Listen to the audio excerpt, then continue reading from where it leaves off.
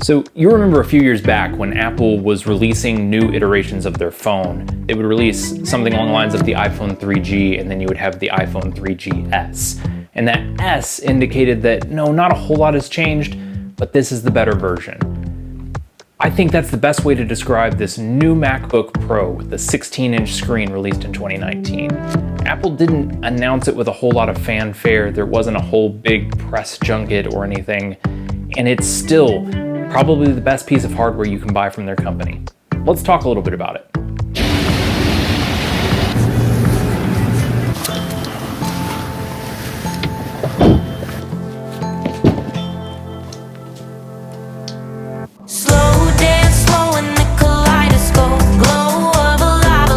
The most obvious change on here is going to be the larger screen. And yes, it's beautiful. It's absolutely amazing. It's fun to work on. But I'm going to be honest, I still prefer a smaller form factor when I'm traveling with a laptop. This is not unwieldy by any means. It fits in my backpack just fine. A Peak design that we're going to talk about eventually. It's my favorite backpack.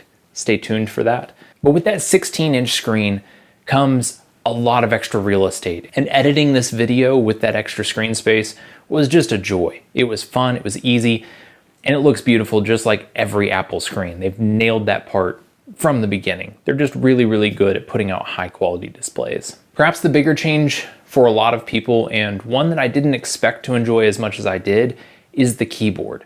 The previous keyboard never really got in my way of doing any sort of productivity. It was not a joy to type on, but it was also never something that bothered me. Until I tried this laptop, and wow, the feel is better, the travel is better. The sound of them clicking, as odd as it is to say that, is even more satisfying. It's just a better feel, and when you're typing for long periods of time, I think it's definitely a worthwhile upgrade. The fact that they separated the escape key is one of my favorite things, because anyone that uses the current gen MacBooks with the touch bar knows that the touch bar freezes way too often. And if you're trying to exit out of something, that escape key is pretty dang important. When you tie that to software, everything's frozen. That just wasn't a smart move, and I'm glad to see them remedy it now. I don't use the touch bar as much as I think Apple would like me to. It's never been something that bothers me, but it's also never been something that's added to my productivity. So it's nice to see that Apple has listened and they're adding that hardware functionality for the escape key. It's just such an important function, and it's nice to see that they've listened. While we're talking about the base of this new laptop, let's talk about the speakers, because they are insanely good. I'm gonna try my best to show you in this video, but I don't know that it's accurately going to come across. They fill a room with magnificent, beautiful, even sound, and it's just a joy to listen to. I was jamming out to Ray Charles while filming this video, and I recorded a little snippet of it. Here it is.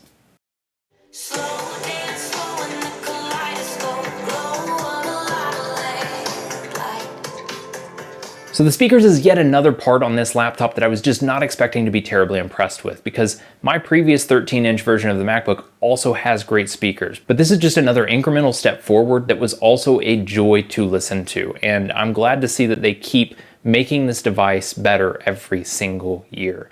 This is a great version of this laptop. And while editing this video, I used those speakers exclusively. I never put on my headphones, and it still worked great.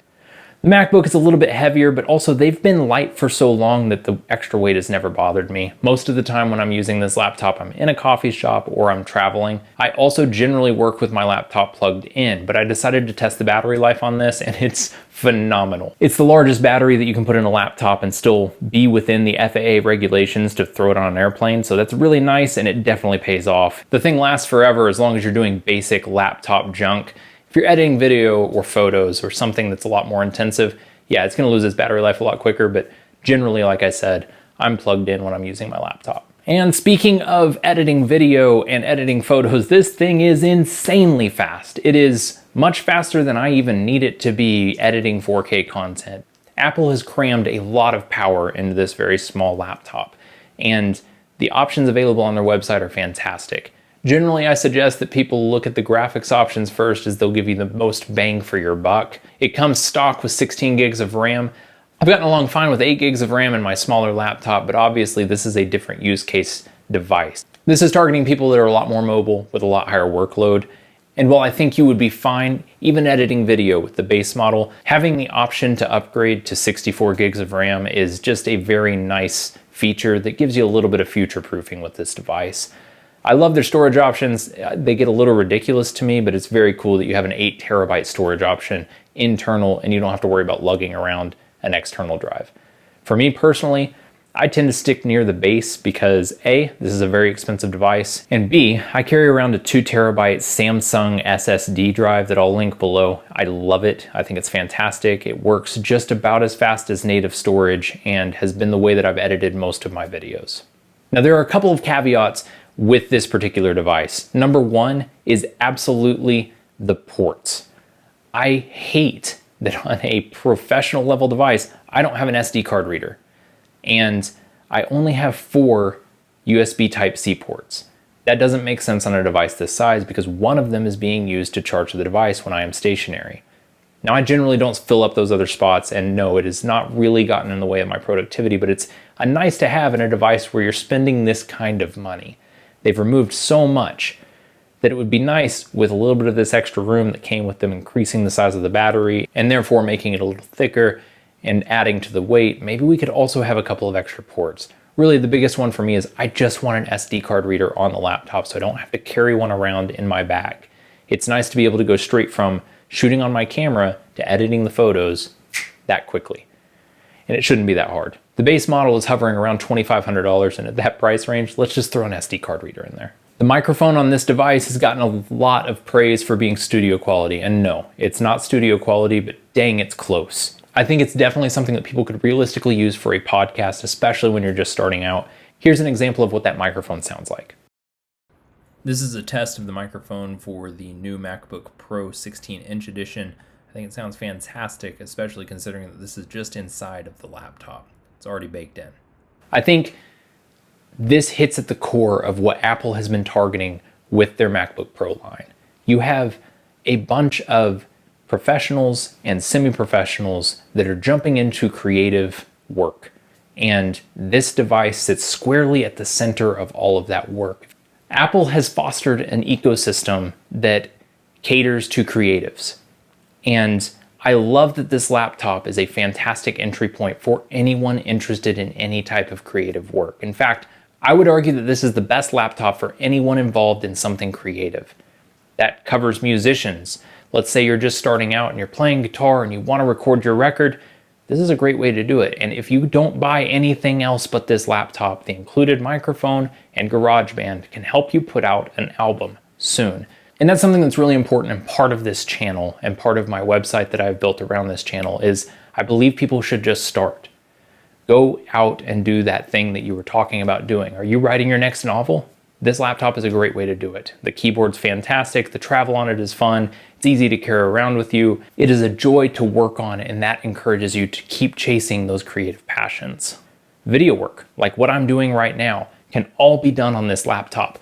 Final Cut is such a fantastic program. It's very easy to use, it's very user-friendly, and has some features built into it that I think set it a little bit above Premiere, especially when you're talking about people that are just getting into video editing.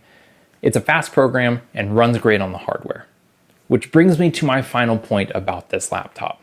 All of those things that I just said about this being a fantastic device for creatives is also very much true about the much cheaper entry-level 13-inch MacBook Pro.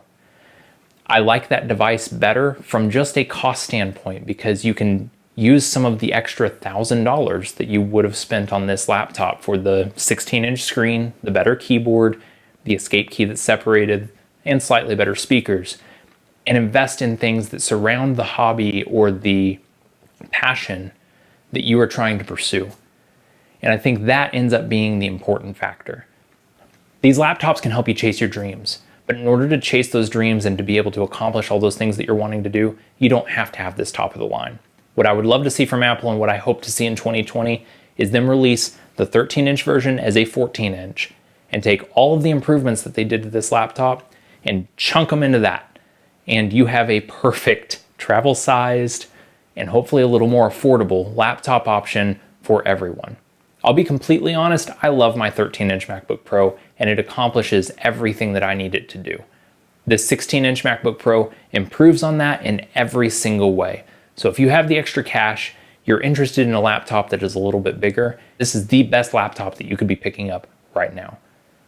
Apple hit it out of the park, and they've honestly hit it out of the park for the entirety of 2019. I love their trajectory right now, and I hope that they keep listening and keep iterating and keep throwing out these S version products. Thanks for watching. I'm going to link a written review down below on my website, tndmtr.com, and it'll go into a little more depth, a little more of the tech specs, and you can kind of explore a little bit more about the laptop and also see some links related to this laptop and the one that I was using before this, that 13-inch. Comment, subscribe, all that kind of stuff. I really appreciate you guys. Happy Thanksgiving, and we'll see you next time.